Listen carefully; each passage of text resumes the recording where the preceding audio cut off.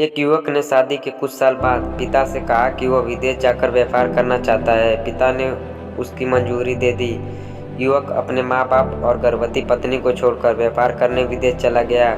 उसने विदेश में कड़ी मेहनत की और धन कमाया और वह बहुत अमीर सेठ बन गया। लगभग 15 वर्ष धन कमाने में बीत गए तो उसे वापस घर लौटने की इच्छा हुई। पत्नी को पत्र लिखकर उसने आने की सूचना दी और जहाज में बैठ गया। वह सेठ कुछ दिनों बाद अपने नगर पहुंचा। नगर के एक चौराहा पर ही उसने देखा कि एक व्यक्ति एक बोर्ड के साथ खड़ा था। बोर्ड पर उसने लिखा था बेशकीमती ज्ञान सूत्र। सेठ ने उस व्यक्ति के पास जाकर पता किया तो उसने बताया कि मैं बेशकीमती ज्ञान सूत्र बेच रहा हूँ। तो सेठ बोला, ठीक है, एक सूत्र मुझे भी दे दो। वह आदमी बोला, मेरे हर ज्ञान सूत्र की कीमत 100 स्वर्ण मुद्राएं हैं।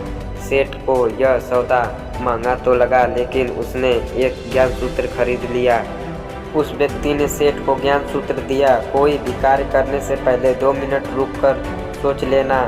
सेठ ने वह ज्ञान सूत्र अपनी डायरी में लिख लिया। सेठ को अपने घर पहुंचते पहुंचते रात हो गई। सेठ ने सोचा, इतने साल बाद लौटा हूँ तो क्यों न सीधे पत्नी को पहुंचकर उसे सरप्राइज दूँ। घर के चौकीदार को इशारे से अंदर कुछ भी कहने से मना कर दिया और सीधे पत्नी के कमरे में गया। वहाँ का नज़ारा देखकर वह चौंक गया। उसने देखा कि उसकी पत्नी के साथ एक युवक सोया हुआ था। यह देखकर सेठ गुस्से से आग बबूला हो गया।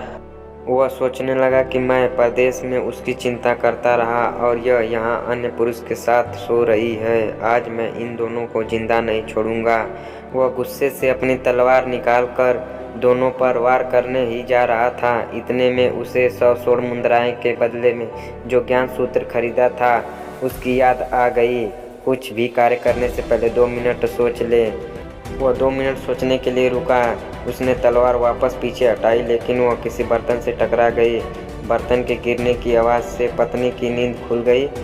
आँख खुलते ही उसने अपने सामने अपने पति को देखा तो वह बहुत खुश हो गई और बोली, आपके बिना जीवन सूना सूना था। इंतजार में इतने वर्ष कैसे निकल गए यह मैं ही जानती हूँ। पत्नी ने इतना बोलकर अपने पास सोए हुए युवक को उठाते हुए बोली, बेटा उठ जा, तेरे पिताजी आए हैं। युवक उठकर जैसे ही पिता को प्रणाम करने झुका तो माथे की पगड़ी सेठ के पैरों में गिर गई। उसके लंबे लंबे बाल बिखर गए।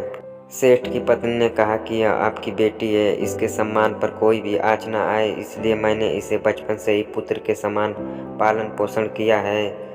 यह सुनकर सेठ की आंखों से आंसू की धारा बह निकली। उसने अपनी पत्नी और बेटे को गले लगा लिया और सोचने लगा, यदि आज मैंने उस ज्ञान सूत्र पर अमल नहीं किया होता तो आवेश में आकर कितना बड़ा अनर्थ हो जाता। मेरे या तो मेरे ही निर्दोष परिवार खत्म हो जाता।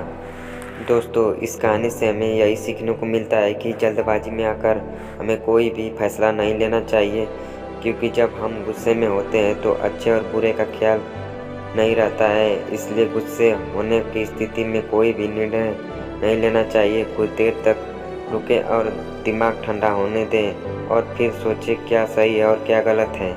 ऐसे ही कहानी सुनने के लिए हमारे चैनल को सब्सक्राइब करें और इस वीडियो को लाइक करें। जय हिंद।